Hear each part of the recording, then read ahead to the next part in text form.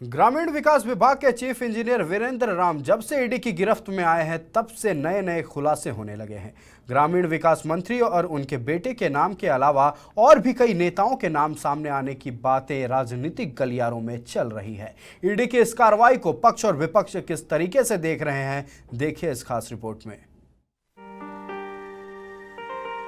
वीरेंद्र राम का जो मामला है, ये मामला 2019 का है। तो तह तक जाना चाहिए। तो सारा पाप भारतीय जनता पार्टी के शासनकाल में हुआ। बहुत से सफेद पोस्ट लोग हैं। और 2019 में इस राज्य में रघुवर दास जी के नेतृत्व में भारतीय जनता पार्टी की सरकार चल रही थी। ग्रामीण विकास विभाग के चीफ इंजीनियर वीरेंद्र राम को ईडी की टीम ने बीते गुरुवार को 5 दिनों तक रिमांड पर लेकर पूछताछ कर रही है। रिमांड अवधि के दौरान वीरेंद्र राम के परिजन और उनके वकील उनसे रोजाना मुलाकात कर सकते हैं। जांच में यह बात सामने आई है कि वीरेंद्र राम को टेंडर राशि का 0.3% कमीशन के तौर पर उन कंपनियों से प्राप्त किया जाता था जिन्हें टेंडर दिए गए थे। वीरेंद्र राम पर हुई ईडी की कार्रवाई पर बीजेपी विधायक सीपी सिंह का कहना है कि ईडी की छापेमारी और पूछताछ से पता चला है कि करोड़ों की संपत्ति वीरेंद्र राम के घर से मिली है। लेकिन इस राज्य में और कई वीरेंद्र राम हैं जिनके पास करोड़ों करोड़ों की संपत्ति है। ईडी को कार्रवाई करनी चाहिए, इसमें जो भी दोषी हैं वो पकड़े जाएंगे।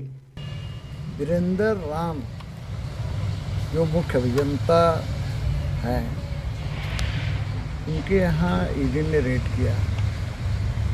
जैसा सुनने में आ रहा है, करोड़ों करोड़ रुपए की चल अचल संपत्ति का पता चला। तो वीरेंद्र राम कोई अकेला है क्या?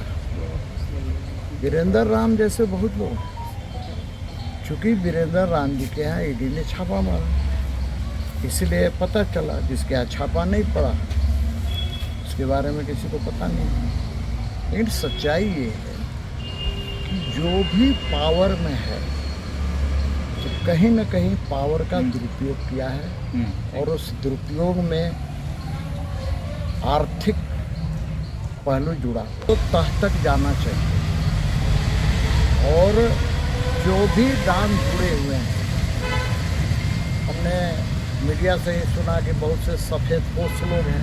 वहीं कांग्रेस इस पूरे मामले को पूर्ववर्ती सरकार से जोड़कर बता रही है और वीरेंद्र राम पर चल रही ईडी की जांच को 2019 से जोड़कर देख रही है। साथ ही कांग्रेस यह भी कह रही है कि बीजेपी लाख हथकंडा अपना ले लेकिन 2024 में वापसी नहीं कर पाएगी। राज्य में जितने भी अधिकारियों पर अब तक कार्रवाई हुई है, सभी मामले रघुवर सरकार से जुड़े हैं।